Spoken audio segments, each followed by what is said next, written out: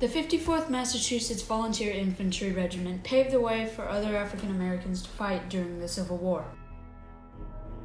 Because the 54th was one of the best regiments in the Civil War, the government allowed more black men to enlist in the military. Before the Civil War began, the northern and southern states had differences of opinions on the right to the importation and ownership of slaves. In the northern states, many leaders saw slavery as a violation of human rights. Additionally, the northern economy was focused on manufacturing. Many immigrants saw slavery as a threat to their jobs. They felt companies would hire free labor if slavery was legal. The northern states began to refer themselves as the Union under the national government of President Lincoln. In the South, slave ownership was critical to the agriculture business. Labor was hard to come by, and plantation owners needed workers to pick crops and manage their large plantations. The South, or the Confederacy, believed in the right to own people to support their business, specifically people that they believe are inferior race. The issue of slavery caused even more tension between the North and South with the exploration of new territories in the West, such as California and New Mexico. Politicians could ignore slavery no longer. The Battle of Fort Sumter marked the first battle of the Civil War in 1861.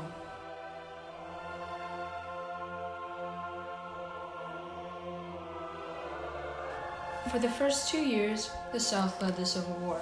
When the Union had no more white men who were volunteering, leaders of the Union Army were running out of options. In the North, each state were responsible for fulfilling their enlistment quota. Early on, the government didn't think it was necessary to have black men join the fight. However, Governor John A. Andrew hoped to enlist black men into the war, which would help his state fill the quotas and show that black men could fight.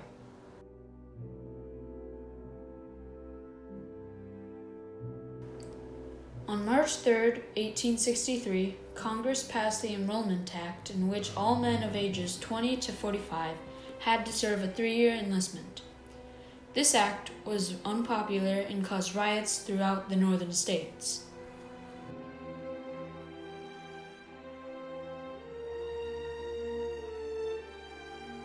Finally, with no other option, the northern government decided to make a new regiment with white officers and black soldiers.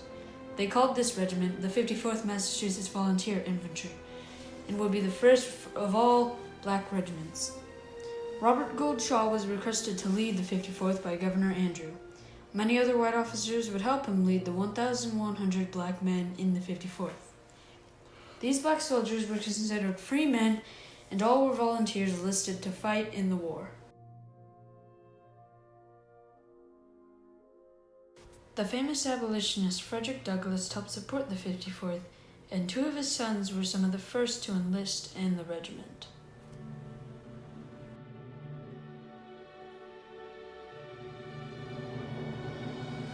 Colonel Shaw and the leaders trained the 54th at Camp Meigs near Boston, Massachusetts. The men were given military uniforms and equipment. They also went through a thorough medical exam. The Massachusetts Surgeon General said that these exams resulted in a more robust, strong, and healthy set of men. The 54th participated in parades before leaving the war and were welcomed by the people in town.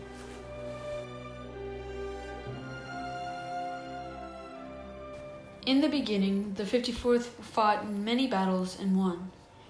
They were seen as one of the best regiments of the Civil War. Because of their success, the government asked the infantry to lead the troops heading into Fort Wagner. The 54th was the first regiment to get past the first walls of defense for Fort Wagner. Both sides of the battle lost many soldiers, and neither could fight for very long. The Battle of Fort Wagner made an enormous impact on the 54th. They lost 40% of its men during the battle. Colonel Shaw died at Fort Wagner as well, right next to the flag bearer. This caused them to retreat and lose. The battle killed about 440 men in all. Because the 54th had already lost many men and they didn't know how many Confederates were left, they decided to retreat.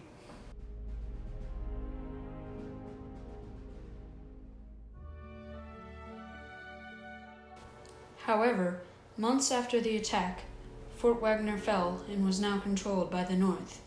It is said that the 54th both won and lost at the battle at the same time. They lost because they did not win the battle and they lost so many men. But they also won because they had the largest impact on weakening the fort out of any other regiment that had tried before. And by weakening it, the next regiment to attack the fort was able to conquer it.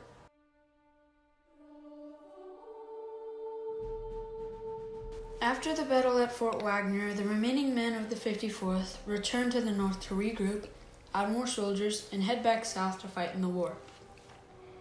Although they fought in many more battles, they were not as meaningful to the war as the impact at Fort Wagner. There have been many books and documentaries created to share the powerful story of the 54th. The most recent was in 1989, when Edward Zwick directed the movie Glory. The movie was successful and won 3 Academy Awards.